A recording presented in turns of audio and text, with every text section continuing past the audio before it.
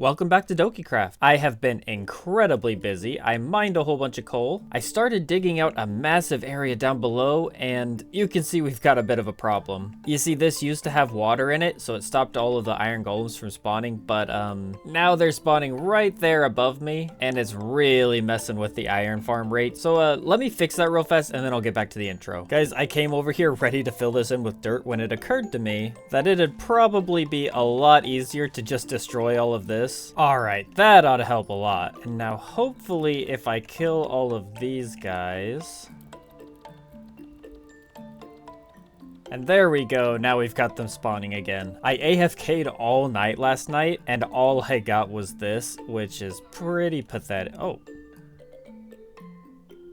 Hello?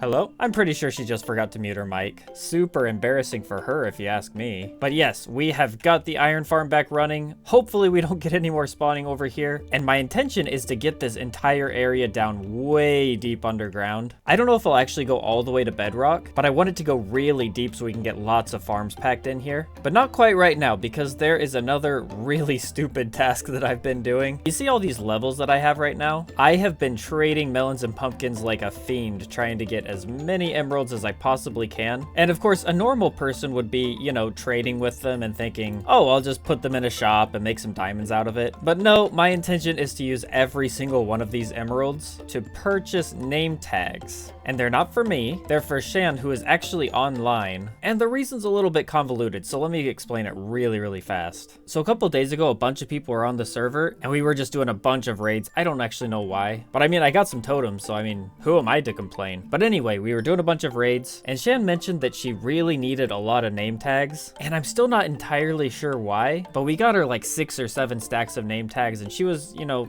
she appreciated it. Told me unequivocally not to get her any more, which of course means I want to get her an entire shulker box filled with name tags. Which is why for the past, I don't know, 5 or 6 hours, I've been running back and forth between the pillager outpost and here, trading tons and tons of melons and pumpkins for emeralds, and then of course I had to go to the pillager outpost and I had to get lots of bad omen. Because if I'm buying these name tags at 15 emeralds a pop, I mean, I need like 15 shulker boxes of emeralds. And I might be crazy, but I don't think I'm quite that crazy. So for now, I'm gonna get raiding, and actually, I might need to rescind that statement about me being crazy, because rather than going straight into Bad Omen 5 raids like a normal person, I got curious about how big of a discount each tier of Hero of the Village gives you, and here's what I found out. The typical villager zombie purification, ritual lowers the name tag price from 20 to 15. So starting from that baseline of 15, the base level Hero of the Village lowers that from 15 to 9. Then the second level brings it down to 8.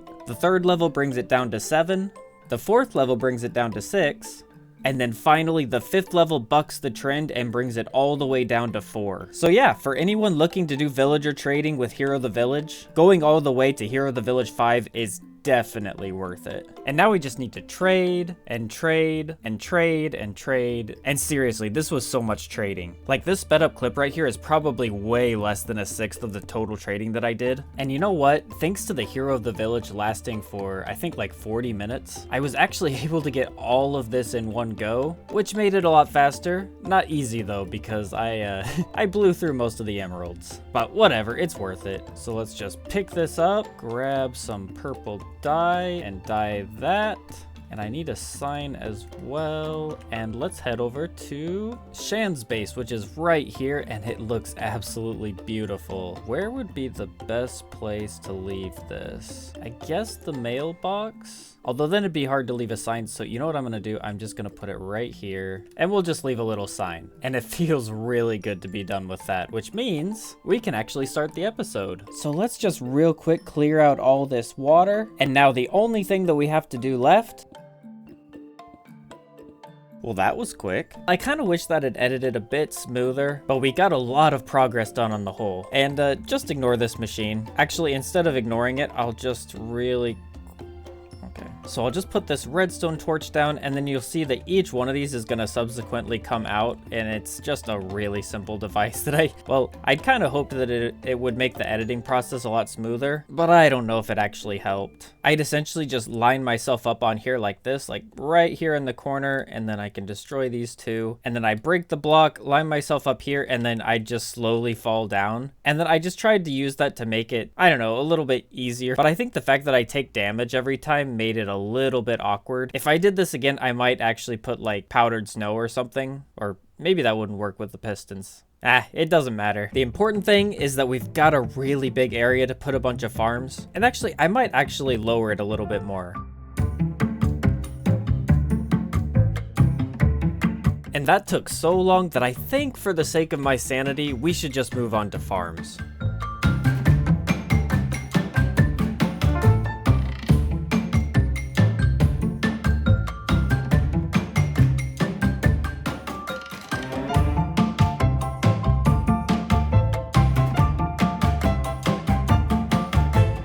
And now the moss farm should be done. I think the only thing that we need to do is we need to fill it up with bone meal. So here's hoping this works. All right, so the next time it should...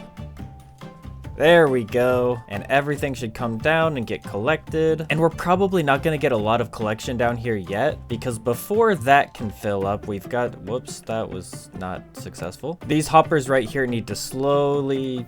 And why is this... Oh, you know what? I think I see the problem. I think I need to break this, do something like this so that it's going directly into the... There we go. All right, so I just needed to destroy this because before it was pointing into this block, but I needed to point straight down into the hopper for some reason. It's whatever. All right, this should be working properly now. All right, so once the bone meal dispensers in there get completely filled, the rates are going to go way up, but we're already getting a little bit of something. So what I'm going to do is I'm going to do the same thing I did in my single player world, and I'm just going to put up these little composters,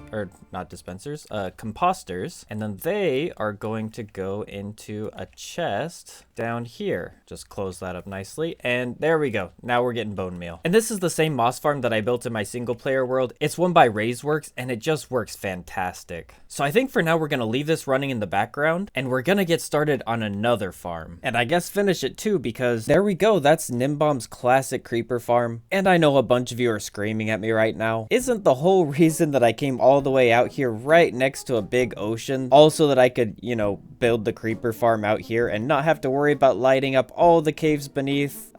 Yeah, that was pretty much the reason. But you know what? Plans change, and that's okay. When I first came out here, I wasn't really sure who all would be around here, but at this point, I know that I'm gonna be building over in this area, and then Trozo's gonna be building over there. I think Casey's gonna be building just a little bit farther, and you know, maybe somebody else will come around over here. Oh, and even way in this direction, Sammy's building his mega base. So I mean, there's just gonna be a lot of people around here, and I want to make sure that everything looks really nice, and I'm just not sure that I want to go through all the work of decorating like a really nice build around the creeper farm. I mean, I probably would eventually, but you know. And then of course there's also the whole, I don't know, it's just kind of satisfying to have all the farms here in this one big hole. Maybe that's just me, but whatever, it doesn't matter now. We've got it all built, and I think the last thing that I need to do to get this operational is I need to come over here along the side, and you see there's a whole bunch of like these little crags in the rock. I'm just gonna light this up as best as I can, and then I'm gonna fill it in so that all of the light coming from these torches doesn't actually affect the farm. All right, that's a lot better. And now I think we can finally come all the way up to the top, and we just press this. Now I'm gonna go into free cam and just make sure. We need to make sure that every single one of these has a water bucket. I think I put one in each, but I don't. Yep,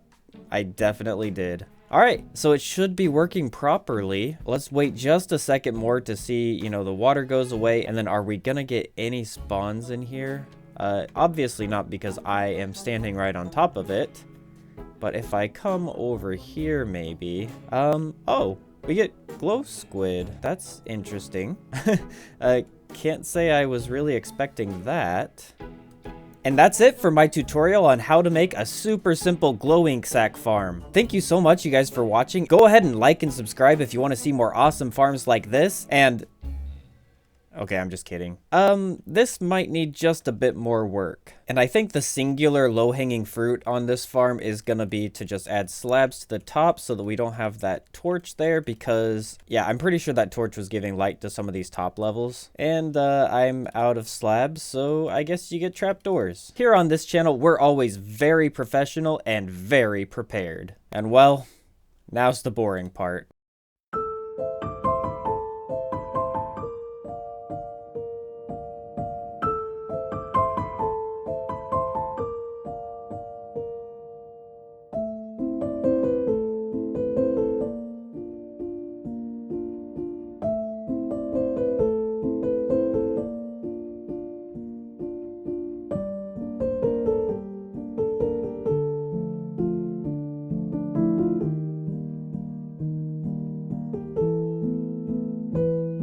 You know what? Actually, that wasn't quite as bad as I thought it'd be. And while I can't really say that the farm is running well, we're at least getting some gunpowder from it. Oh, and while I was clearing those caves, I actually got 20 diamonds as well. So, I mean, yay. Now, there's definitely still a lot more lighting up I could do to make this even more efficient. And I think at the end of the day, once I finally get this tower actually built, the AFK spot is probably going to be like somewhere around here-ish, maybe? I don't know, we'll see what's most efficient later on. But at this moment, I don't really have any intention of selling any gunpowder, and the admittedly minuscule amount of gunpowder that we are making is gonna be more than enough for me to make firework rockets. So at least for now, I'm happy, which means it's time to move on to the next farm. And for this one, I think I'm going to build right above the moss farm. It's still a little bit early in the season to be talking about this, but at some point I might actually extend the moss farm out like 1 or 2 more chunks. So I kind of want to leave this spot open, but there's still plenty of room above.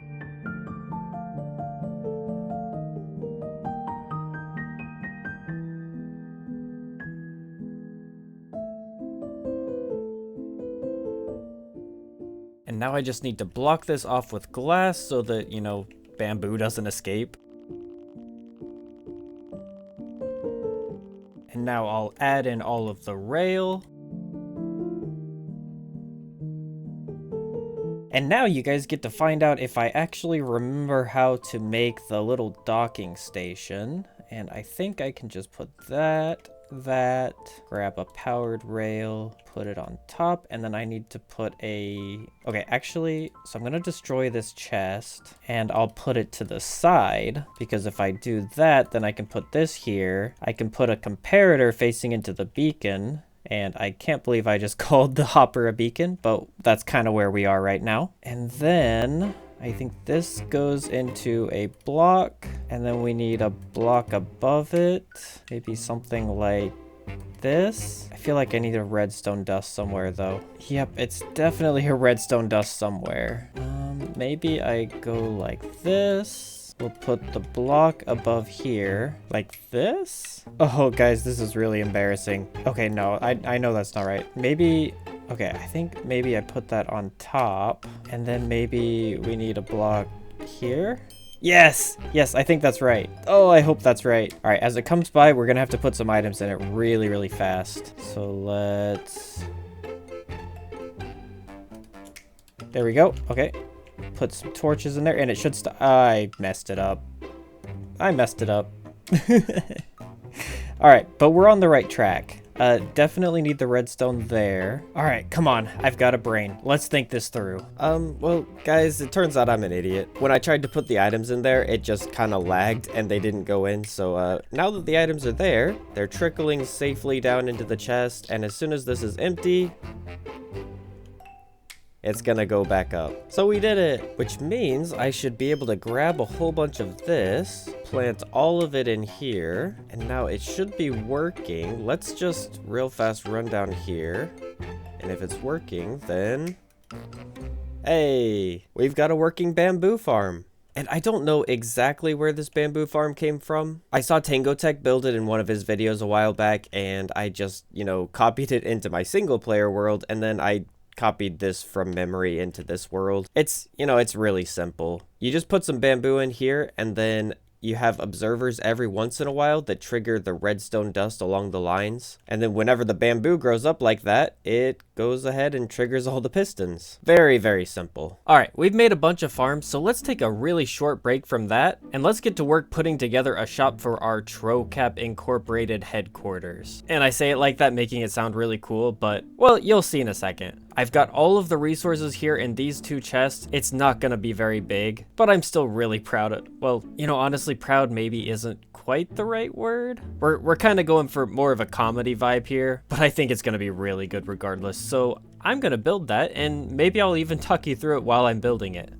For those of you who don't know, I named this shop after 2 fellow members of the server, Trozo and Offcap, who are particularly well known for dying and losing all of their stuff. And most of the time when they are replacing that gear, they end up coming to me. So the name felt perfect. And going off that comical base, I added a lot of funny elements to it. The faces are heavily detailed to the extent that I even added in bits of glass and even carpet on top of the heads to give them a 3D effect. But the bodies are still just black stick figures. I incorporated shulker boxes into the build just because I thought it would be funny to use such a rarely used building block, and I tied it all together by giving their stick figure bodies a ridiculously pointless body texture using black wool and concrete, as well as of course some black shulker boxes. Oh, and the stairway going up to the chest is made out of player heads. I only have the Trozo ones right now, but eventually I'll get some Offcap ones as well. I don't know, this whole build, it's just really silly. We're still selling them for 2 stacks of diamonds per box, which, I mean, who knows if anybody's actually gonna buy it, but I don't know, it's just a really fun build. I mean, the faces are so cute, and then the bodies are, I don't know, it's really silly. But it's also kind of fun because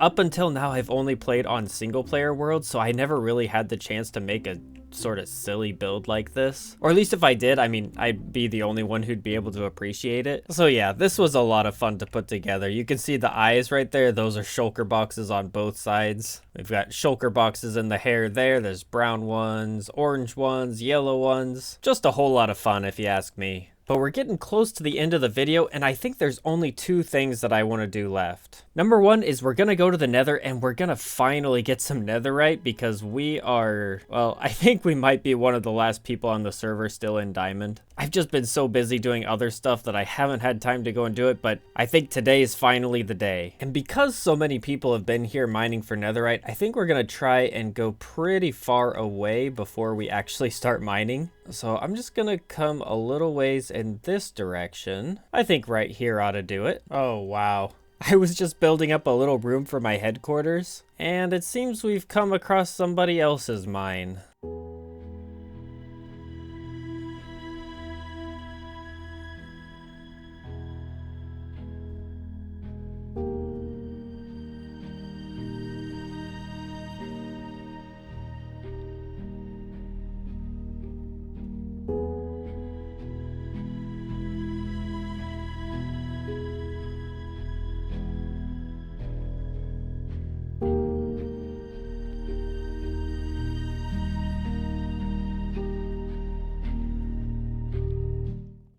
Alright, we've mined a full stack of ancient debris, which means I think we're ready to pack up and head home. Just gonna make a really quick pit stop in the shopping district because I need to get an upgrade template, and yeah, normally I really would just go and get this myself, but everything around here is just completely looted, so I'm just gonna buy one to make it easy. Oh, and there's some armor trims for sale, and I don't think I have either of these, so I think I'll just take one of each. I mean, an armor trim for 3 diamonds, that seems like a steal to me. Alright, and to get all of this upgraded, let's see, it's 4 ancient debris for 1 netherite ingot, so we're gonna need 4, 8, 12, 16, 20, 24, 28, 32, 36. We're gonna need 40 ancient debris, so I'll just smelt that up in here. And while I'm waiting for that, I'm just gonna get all of these netherite upgrades. Wow, this is gonna be painful. And I suppose I should probably make one extra so I don't have to go buy another one. That would probably be smart. And now we'll grab up the netherite scraps, mix it up with some gold, and let's get us some netherite.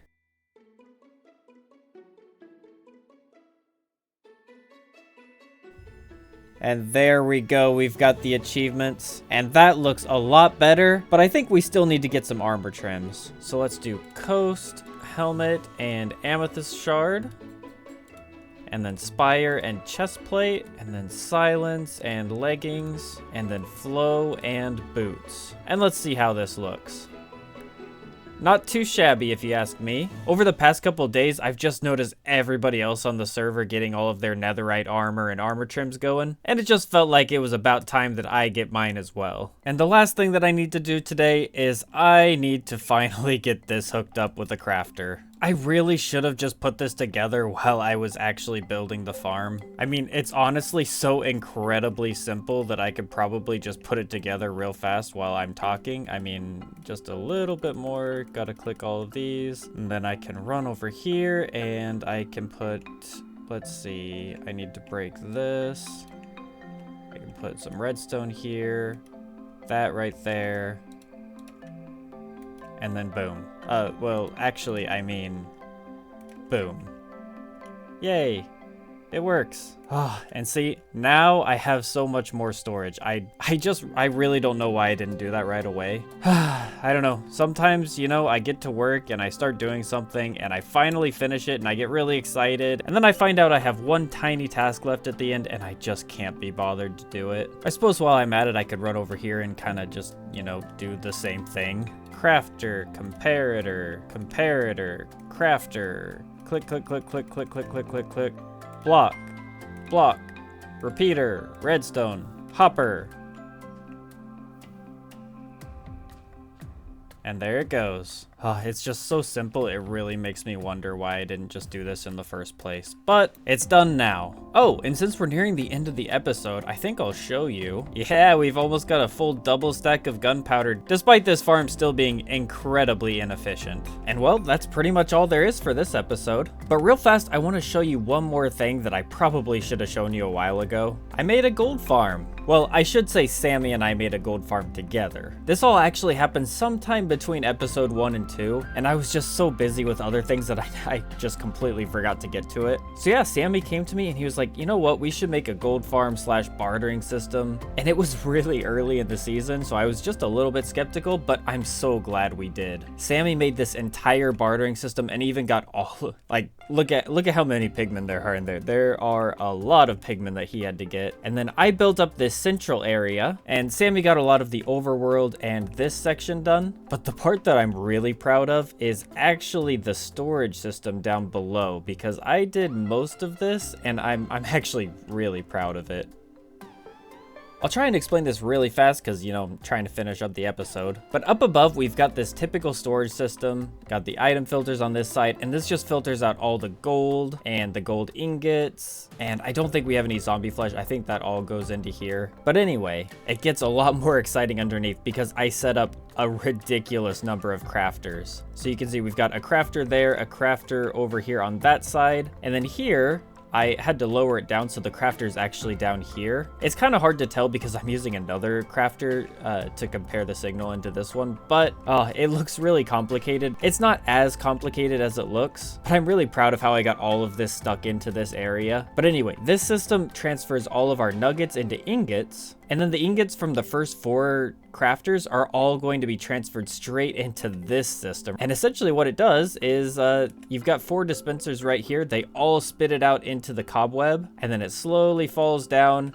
It gets pushed by this. It falls all, oh, that's my body. It goes all the way along the ice. It falls down here onto this ice, and then, you know, onto this ice before falling all the way down to the bartering system where it's picked up by all of this and just feeds straight into the system. But yeah, there's really nothing special to it other than the fact that I made it myself. And well, that's meaningful to me, and it kind of explains all of the really janky redstone that we have going here. But yeah, I'm very proud of it. And then of course down below here, we've got all of the ingots that aren't being fed into the bartering system. They all get sent into another set of crafters, which crafts all of them into gold blocks, and then all of the blocks are funneled down into this single shulker loader, and then it pushes them all in so that we get, well, nothing right now. We've kind of been running through all the gold that we get to get, like, you know, blackstone and quartz and stuff like that. But I mean, theoretically, and wow, this actually isn't even primed right now. That's awkward.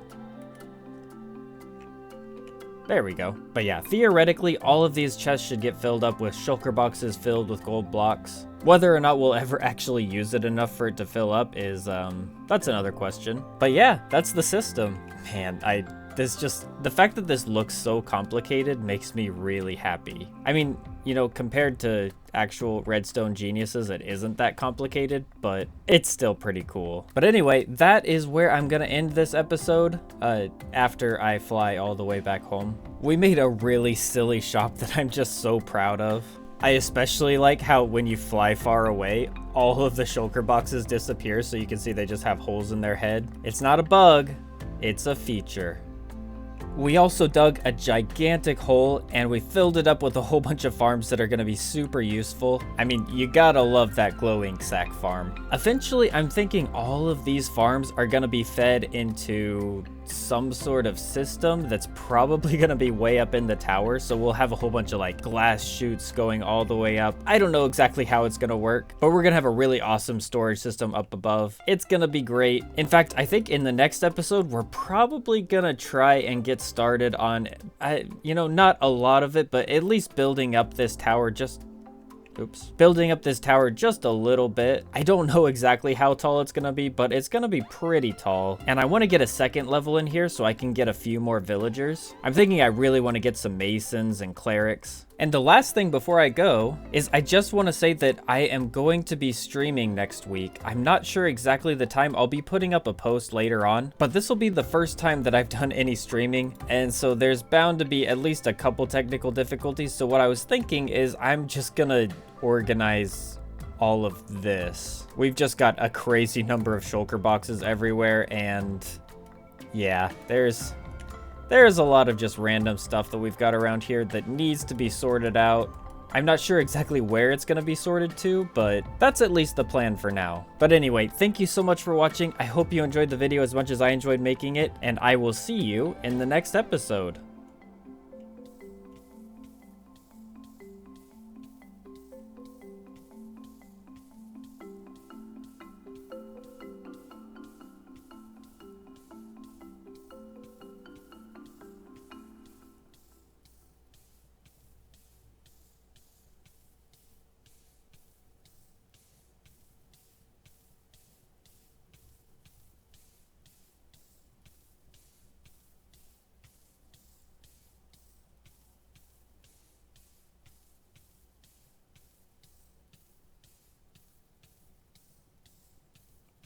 Bye.